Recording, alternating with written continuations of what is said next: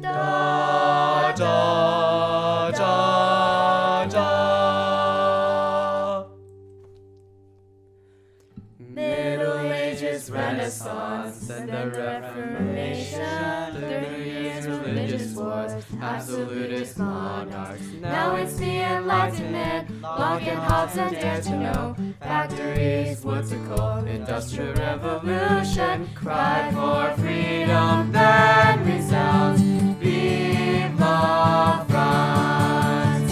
Decatur and Italy, Garibaldi and the red shirts, Bismarck and Germany, the power behind the throne. Mania starts World War I, Russian Revolution, then there's disillusionment in the world between the wars. Single-party governments, Munich and appeasement, Hitler starts invading, World War II's begun. Cold War tensions escalate, Russia-US conflict, falling of the Berlin Wall, revolting satellite states.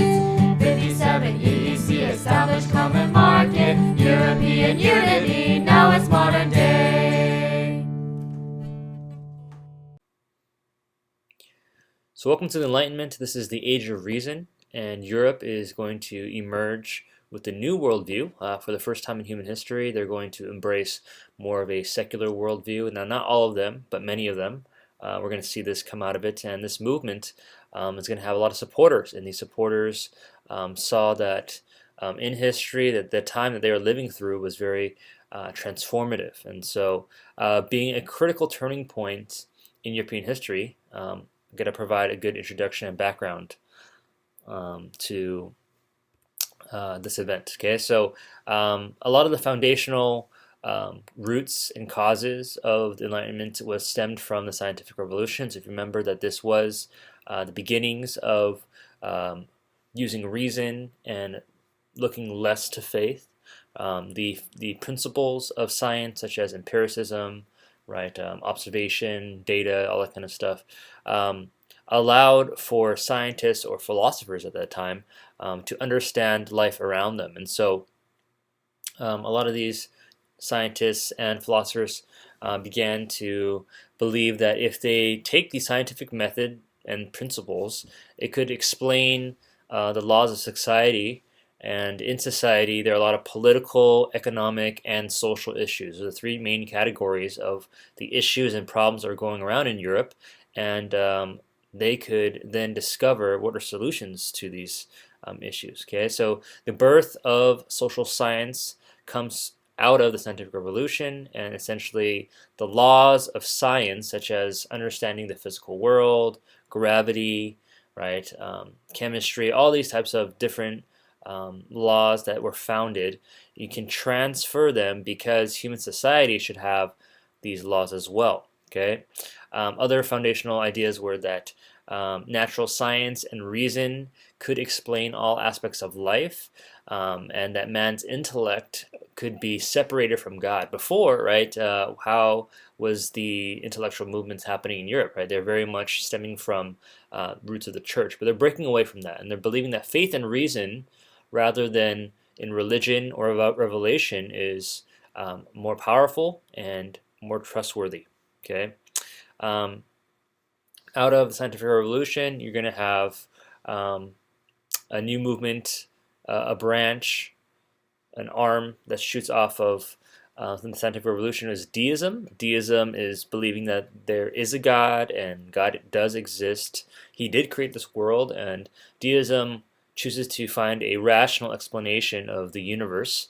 That God, in creating the world and the universe, right, he just kind of put it together, and then he just stepped back, and it's kind of like this running clock, right? A very mechanistic type of worldview, and that the universe has these natural laws that exist, right? So, what are these natural laws? Well, you know, the natural laws of how the world works in one way, but also by looking at human nature, by looking at society, taking observations, scientists and philosophers can then understand how states can be governed, how society can be governed, how certain laws could apply to whatever country, because they exist as long as you use reason and logic through it. So people can be living a certain way if reasoned through. Okay, Supernatural was not an emphasis under deism, right? It's just more of a natural way, a natural approach that within us there's already commonalities that could be understood. Okay, throughout the Enlightenment, a lot of thinkers and writers believed that their role was to bring progress. Okay, so one thing I just want to mention is that some of these terms are bolded because these are the key ideas of the Enlightenment. I have 4 right here.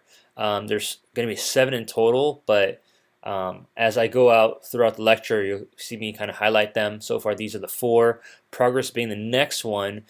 Progress is a really important idea because in society they believe that if they could really kind of unlock the mystery of natural laws, then they could then apply their knowledge and understanding to see this progress come, to improve the political struggles that are going on, right? Not having a lot of corruption and abuse of authority, the social problems between social classes and the inequalities, and also the economic issues and struggles as well. Okay, so those are 3 categories. Education in itself was one of the key factors to allow progress in society, and the reason why education is so vital is because people are beginning to see the benefits of education through an improved literacy rate. How can you read and write better is basically by attending school, and that's where you are taught how to read and write. And so there's an improved access of primary education throughout Europe. Now, is it like night and day difference in terms of how much education people are receiving? No, it's not like an immense overnight change. However, the main people group that benefited from an improved access to education, at least in the primary years, right? That's basically your elementary years, is males, obviously, okay, and then the middle classes. So if we look at the minorities, right, the poor and women, they are still not achieving the same opportunities. However, that will change over time. Now, are there women that are being educated? Yes. Are the poor people still having some education? Yes. But it's only to a slight degree. One thing to understand about the Enlightenment as a whole is that this is a movement mainly focused for the elite and those part of the popular culture. What that means is that those that participated were in the upper classes, and they were what we call within the culture of print. Okay, print being the printing press, and so the latest novels, periodicals, newspapers, and philosophical treatises were all read by the upper classes, and because they were taught how to read, because they had the education opportunity to do so, in comparison to the peasants and the poor that lived in more of an oral type of culture, right? So a lot of storytelling, a lot of legends and myths. By attending to a religious service, you're sitting there and you're listening, right? It's an oral presentation more than you reading it yourself. And so there's a lot of symbolic imagery of imagination from hearsay rather than just reading kind of factual things. So if we compare that to kind of the elite and popular culture, right, they're going to gain this appreciation for scientific knowledge. The upper classes are going to embrace secular learning. And overall, the places where we're going to see them congregate, right, the upper class are in the salons and coffee houses. Okay, so reading clubs, libraries, basically anywhere there's text and people, they're gathering to discuss what they have learned. So there's a paradox that's going on in Europe in that this is a strong cultural movement, right? This is really changing society in some ways, intellectually and culturally, but if we talk about who is really experiencing the Enlightenment, it's not the majority of Europeans. It's really a minority because the upper classes is such a smaller portion of the population rather than everyone else, okay, as a whole. So the last 3 key terms, key ideas from the Enlightenment that are not on here are going to be happiness, liberty, or known as freedoms, individual rights, right? And then last one is toleration. And so we're going to see these as I go over different philosophs. But let's first talk about where did it originate, and that is the country of France. Okay, so specifically the city of Paris. What can I say? Let's say for the most part, we're going to see that the Enlightenment movement is very much an urban movement. And so starting from Paris, it's going to spread to Western Europe and also North America. outside of those places, it will hit more major cities within Europe. Okay, slowly kind of coming outward. Why else? Other reasons why France was a place where the Enlightenment began as well. French was an international language. Most people that were educated in Europe could speak and read French, right? So that was kind of the lingo at that time. If you were taught that and had opportunity to learn that. A lot of tutors were French, and they, being the cultural leader because of the kings in France, right, the absolute monarchs, Louis XIV, they were the wealthiest, right? They're the most populated in Europe, largest country, so that was kind of like the hub. Everyone kind of looked to them, and that's as a parallel in some ways, right? You know, if you take the United States, for example, within the second half of the 20th century in the 1900s, right, America was that largest country that was developed, right, that was growing, that was flourishing and thriving, maybe not the largest in population. However, that was the country that was looked to, and from that, you know, most of the world does understand English and learns English. Also, royal courts would sponsor these Enlightenment thinkers, and that is where they're going to be using French a lot. And part of the Prussian royal court, Frederick the Great, he even noticed that German is least spoken compared to French. Okay, in France there is this what we call the middling nature of French absolutism. So really, if we look at this as a spectrum, on one side you have really conservative absolutism, right? And this is in Eastern Europe, right? In Russia, Prussia, okay, Austria, and then you have on the other side constitutionalism, right? Completely opposite, Great Britain, the Dutch, and between them, right, you kind of have the French that are kind of in the middle, more on the absolutism side. But in France, there are some criticisms that are going on that were acceptable to the sense where there isn't this negative reaction that comes out from the monarch where it's automatically censoring everything and removing all constitutional rights. In France, there are some liberties and some freedoms in that way. Okay. The support for social reform, there wasn't just philosophical ideas just spewing out of people all the time, but these ideas would then generate, right, solutions for a lot of economic and social problems, and a lot of the elites that thought about these ideas, right, would then sponsor and lead these movements to introduce these ideas and put them into action. So many people would support reforms, which means that they're trying to make changes and not just ideas, right? They want to put into action. Some of the main pushes are going to be for individual freedoms and political rights. One thing we're going to notice is that these rights are going to be demanded by the American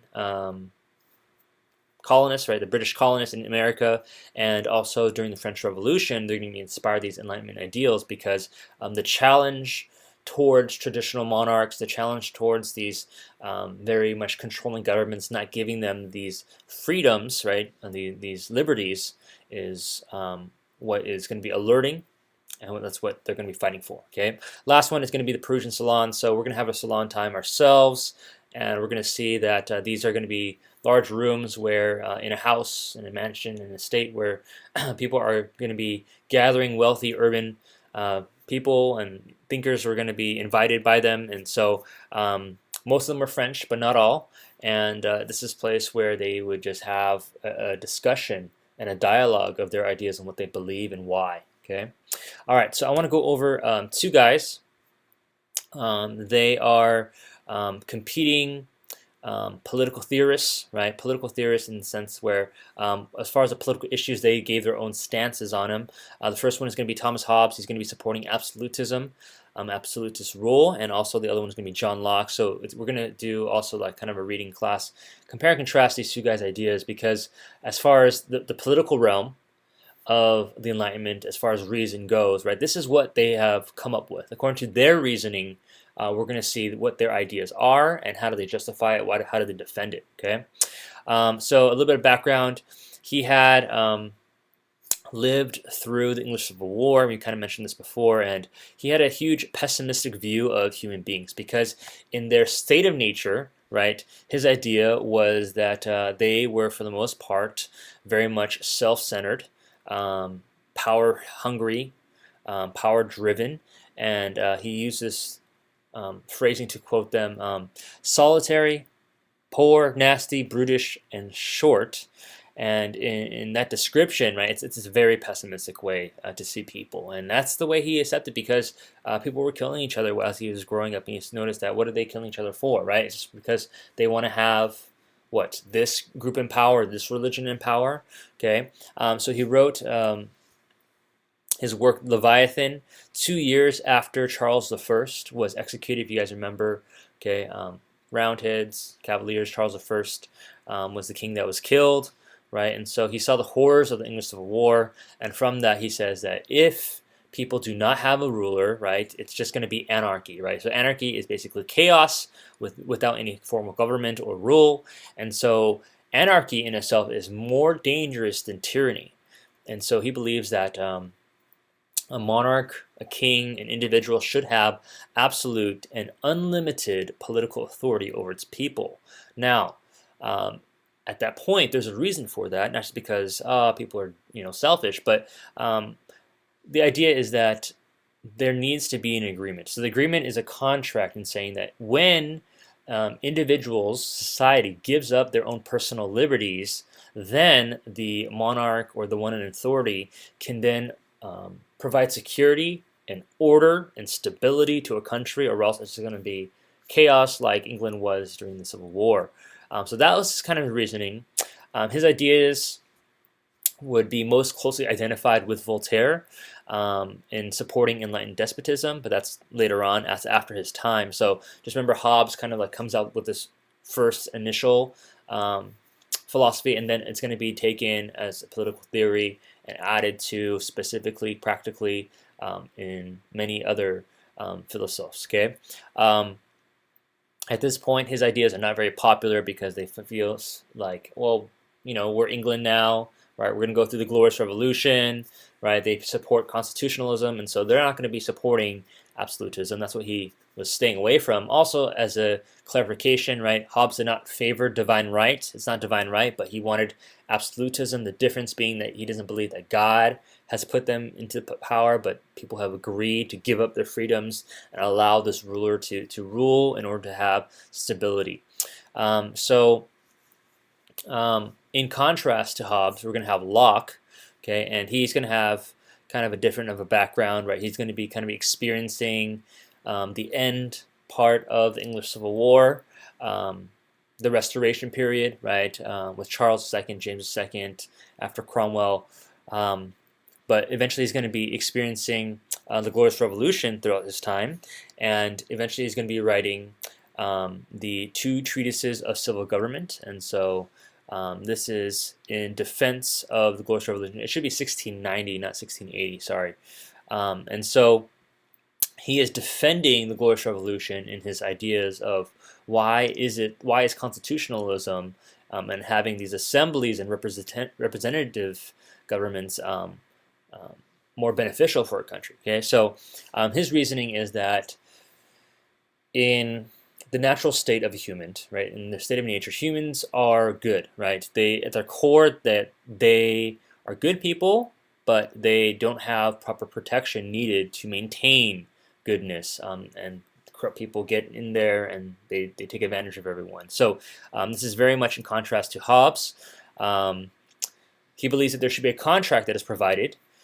Because people are good, governments should provide some laws. So they come up with laws, and they are approved by those that are the people, the citizens. So government must obtain consent from the governed in order for them to institute those laws. So if the people do not give consent to the government, then those laws should not be in effect. Okay, so the purpose of the government is to protect natural rights.